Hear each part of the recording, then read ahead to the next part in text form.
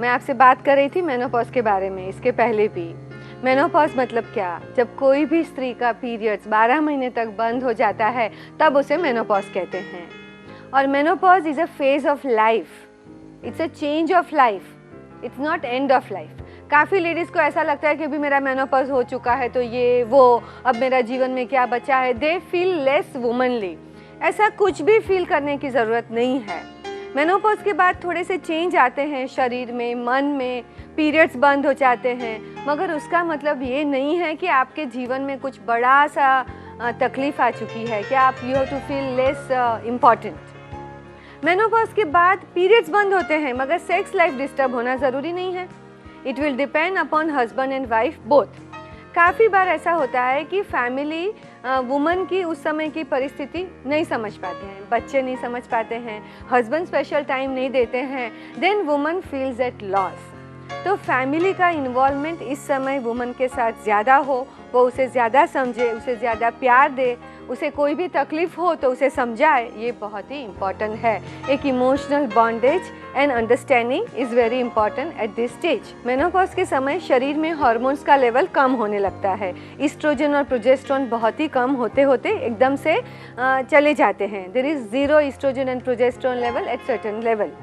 सो जब भी हार्मोन्स कम होते हैं तो उसकी वजह से भी थोड़े बॉडी में और ब्रेन में चेंजेस आते हैं। जैसे किसी किसी को थोड़ा डिप्रेशन लगता है। फिर अब तक जो हार्मोन्स होने की वजह से कोलेस्ट्रॉल कम था, वो प्रोटेक्शन कम हो जाने से कोलेस्ट्रॉल बढ़ सकता है। फिर अर्ली सिम्टम्स में थोड़ा सा वजाइनल ड्राइनेस फील होने लगता है। वजाइनल ड्राइनेस होने की वजह से कभी कभी लेडीज़ को ऐसा लगता है कि मेरी sex life is gone now. It has got nothing to do with menopause. अगर वजाइनल ड्राइनेस है तो आप स्पेशल क्रीम यूज़ कर सकते हैं, लुब्रिकेंट्स यूज़ करते हैं, डॉक्टर की परमिशन से ईस्ट्रोजन क्रीम भी यूज़ कर सकते हैं।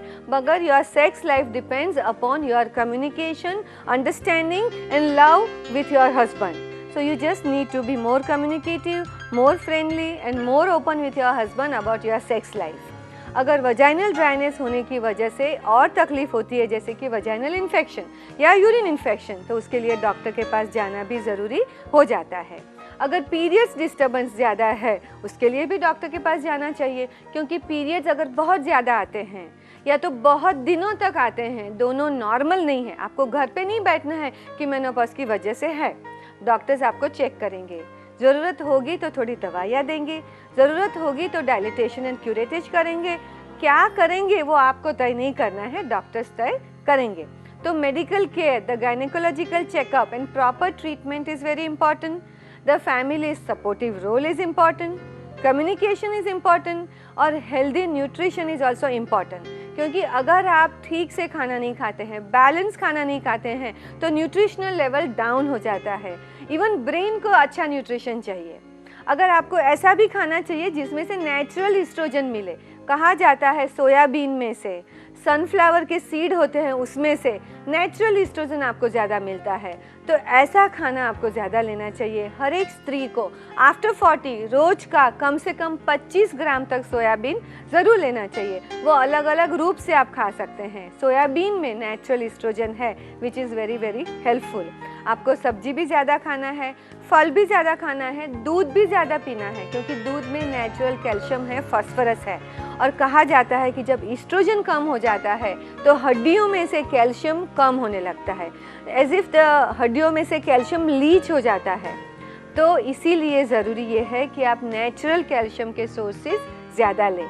एक्सरसाइज भी ज़्यादा करें, वेट बेरिंग एक्सरसाइज ज़्यादा करें, ताकि आप जो भी कैल्शियम नेचुरली लेते हैं वो हड्डियों तक पहुँचे और आपका ब्लड फ्लो अच्छा हो। उसकी वजह से आपका body as well as mind दोनों ज़्यादा फ्रेश और एक्टिव भी फील कर सकते हैं।